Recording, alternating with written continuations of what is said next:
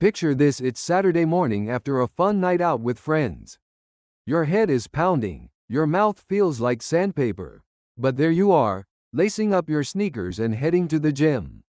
Sound familiar? Many of us have been there, pushing through hangovers to stick to our workout routines. But have you ever wondered what's actually happening inside your muscles when you exercise? With alcohol still coursing through your system? The truth might shock you. When you work out after drinking, your body isn't just dealing with a hangover. It's fighting a biological battle that could be sabotaging everything you're working toward.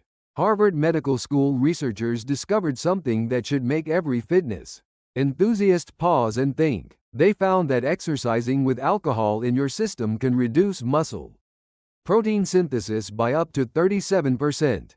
Let me put that in perspective for you. That means even if you're doing the exact same workout routine, your muscles are building at less than 2/3 their normal capacity. But here's where it gets really interesting. It's not just about building muscle slower. Australian researchers at Victoria University conducted a study that revealed something even more concerning.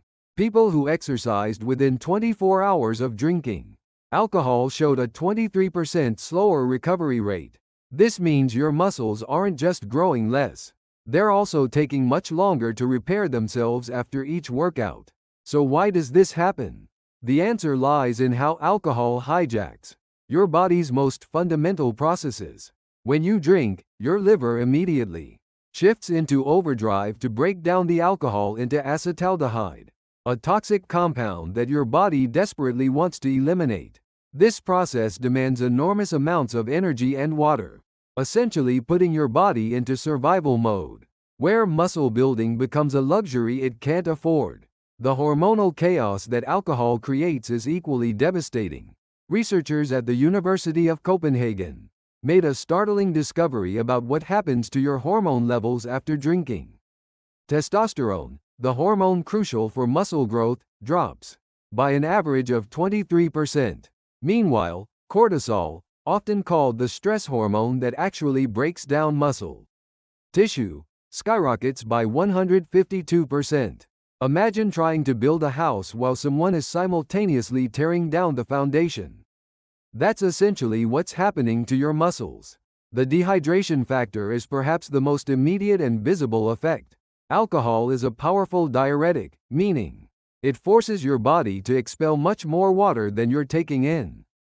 The American College of Sports Medicine found that exercising in this dehydrated state reduces muscle contraction force by 18% and endurance by a staggering 25%. Since muscles are approximately 75% water, this dehydration directly impacts their ability to function properly. Have you ever noticed how much weaker you feel during a hungover workout? That sluggish, heavy sensation isn't just in your head. Your muscle fibers literally can't contract with their normal force and elasticity when they're dehydrated. It's like trying to squeeze a dried sponge instead of a wet one. But the dangers go beyond just poor performance. Researchers at the University of Bristol studied people exercising with hangovers and found that 84% experienced higher injury risk than normal. Alcohol impairs your cerebellum, the brain region responsible for coordination and balance. Those squats and deadlifts that feel routine on a normal day suddenly become risky when your body can't maintain proper form. The cardiovascular implications are equally serious. Alcohol causes blood vessel dilation and irregular heart rhythms. When you combine this with intense exercise, you're essentially forcing your already compromised cardiovascular system to work overtime. A study from the University of Toronto Medical School revealed that people who engaged in high-intensity exercise within 12 hours of drinking showed 3 times higher rates of cardiac arrhythmias. Now, you might be thinking that this means you should never exercise after drinking. Not necessarily. The key is understanding how to modify your approach. Swedish researchers at the Karolinska Institute discovered something fascinating about low-intensity exercise after alcohol consumption. They found that keeping your heart rate below 60% of maximum actually helps your body metabolize alcohol faster and can aid in hangover recovery. Light activities like gentle walking, easy cycling, or restorative yoga can actually boost circulation and help flush alcohol and its toxic byproducts from your system more efficiently. A German study from Munich University showed that people who did 30 minutes of light walking while hungover cleared alcohol from their bloodstream 28% faster than those who remained sedentary.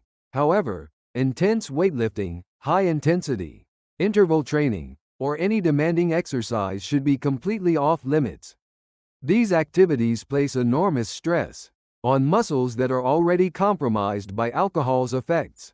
Dutch researchers at Maastricht University conducted an intriguing experiment, comparing people who rested completely after drinking versus those who did light exercise. The light exercise group showed 15% faster muscle recovery and 22% lower inflammation markers. This suggests that the right kind of movement can actually be therapeutic, promoting blood flow and helping remove inflammatory substances from your muscles. But here's the crucial point: the intensity makes all the difference. Too much becomes harmful, while just enough becomes healing. There's another critical factor. Most people overlook alcohol severely disrupts the quality of your sleep. The American Sleep Medicine Association found that alcohol consumption reduces REM sleep by an average of 31%. REM sleep is when growth hormone is released and muscle repair occurs. Without adequate REM sleep, even perfect workouts won't translate into muscle growth. Long-term studies from Loughborough University in the UK tracked people who regularly exercised the day after drinking versus those who maintained consistent workout schedules without alcohol interference. The alcohol group showed 43% slower muscle mass gains over time. This isn't just about one bad workout. It's about the cumulative effect on your fitness progress. So what should you do if you can't avoid alcohol entirely? Smart timing and damage control are essential. Hydration is paramount. Drink 2 glasses of water for every alcoholic beverage. Eat substantial meals before drinking to slow alcohol absorption. After drinking, focus on replenishing B vitamins and magnesium, which are depleted during alcohol metabolism. If you absolutely must exercise while hungover, follow these rules. First, hydrate extensively before, during, and after your workout. Second, reduce your normal exercise intensity by at least 50%. Third, stop immediately if you feel dizzy or nauseous. Fourth, focus on hydration and electrolyte replacement every 15 to 20 minutes. People with high blood pressure, heart conditions, diabetes, or previous muscle injuries should avoid intense exercise for at least 48 hours after drinking. For these individuals, gentle walking is the safest option. The ideal approach is strategic planning. If you know you have important training sessions on Tuesday and Thursday, schedule social drinking for Friday or Saturday. This minimizes alcohol's interference with your most crucial workouts, while still allowing for social flexibility. Nutrition timing also matters significantly. Italian researchers found that people who consumed antioxidant-rich foods before and after drinking showed 36% lower muscle damage markers. Foods high in vitamin C, vitamin E, and other antioxidants can help counteract alcohol's oxidative stress on muscle tissue. The bottom line is this: alcohol and exercise make poor partners. While complete abstinence might be ideal for maximum fitness gains, smart management can minimize the damage. The most important thing is listening to your body and prioritizing long-term health over short-term social pressures. Your muscles are incredibly resilient, but they also deserve respect. 1 or 2 rest days won't undo your progress, but consistently training in compromised states can derail your goals for months. Make choices that support your long-term vision of health and fitness.